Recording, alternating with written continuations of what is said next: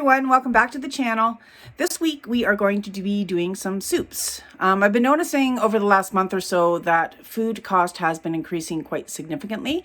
So these soups that I'm going to show you are quite inexpensive and they're very easy to make and taste delicious. So let's get into it. Okay, so white bean and spinach soup. Not a lot of ingredients. Doesn't take long to make. I think it takes maybe 20 minutes total to make. We're going to be using orzo. Basically, it's a pasta that just looks like rice. It's one of the better ones to use in soup because it doesn't get as mushy as, say, like a noodle or penne, that kind of thing. So we're going to be using orzo for that. I'm just going to use white beans in a can just because I don't have any of those home canned. And I'm going to be using chicken broth. You can use whatever broth you would like. You can even use a bullion cube as well. So I'm going to chop up this onion and crush the garlic, and then we'll get started. Put a little bit of oil in the pan, added some chopped up onions and crushed garlic in there. I let that cook for about 3 minutes just to soften a little. Then I added some oregano and basil, both dried, and I've let that cook for a couple minutes as well just to get it nice and fragrant. You can use whatever spices you want. Thyme would probably be really good in this as well, but I decided I wanted a little bit more of an Italian type flavor. I also added a little bit of salt. So now we're going to add 4 cups of broth. So 4 cups is usually 900 milliliters or a liter or so. So I've added that. I'm also going to add an additional cup of water along with a cup of dried orzo. And I'm going to throw a couple of bay leaves in there as well.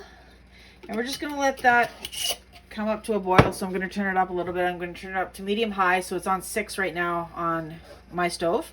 I'm going to cook that for about 10 to 12 minutes, just enough to start to soften the orzo. Okay, so it's been about 10 minutes. The orzo has softened up nicely. I drained and rinsed the beans and threw them into the pot. I'm using frozen spinach just because that's what I have. I did forget to take it out this morning, so the soup's going to take a little bit longer than if this was thawed.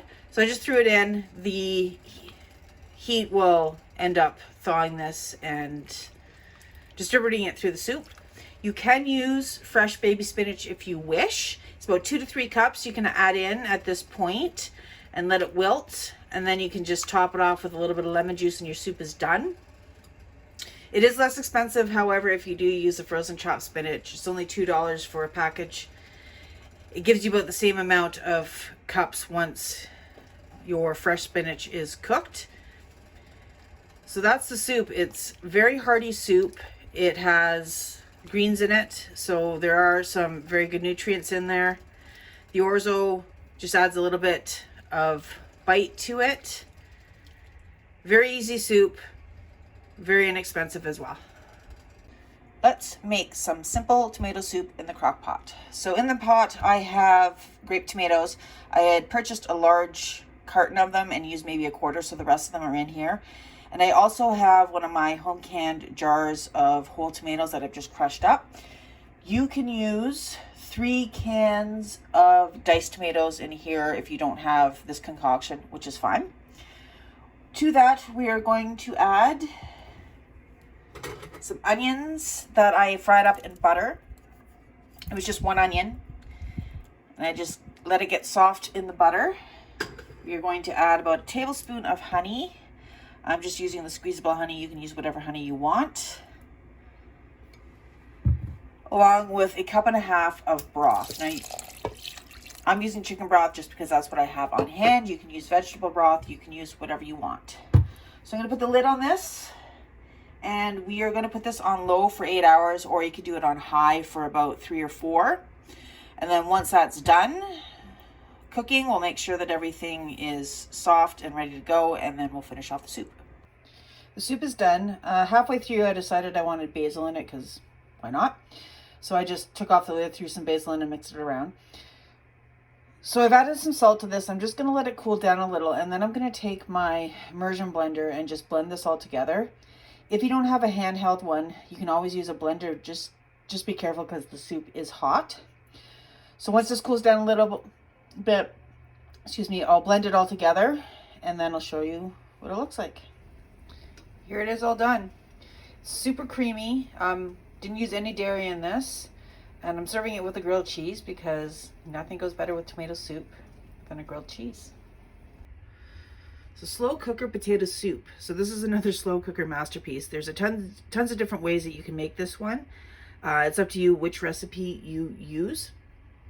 The soup is super easy to make and fills you up. Normally I'll top mine at the end with shredded cheddar, maybe some sour cream, some chives if I had it, and serve it with crusty bread and a side salad. So in the slow cooker right now is about 3 pounds of potatoes that I've diced, peeled and diced. I didn't have any garlic. I thought I did, so I just added some powdered garlic on top of that. I'm going to be adding 3 carrots that I've shredded. You can buy this pre-shredded in the store. However, it is much less expensive to do it yourself. You just have to peel them and shred them on your grater. There's also an onion here that I've diced, and those little things that look like bugs there, they're actually not. It's celery seed. This calls for celery. The recipe that I'm using calls for celery. However, I didn't have any, so I just added celery seed.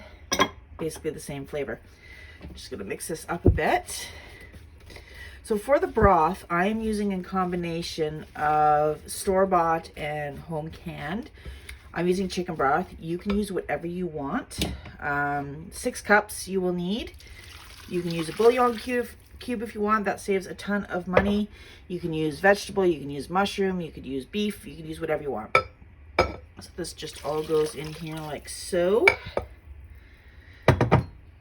So this is the first step. So I'm going to put the lid on this. You can cook it on low for 8 hours. However, I'm going to put it on high because it's pretty late in the morning right now.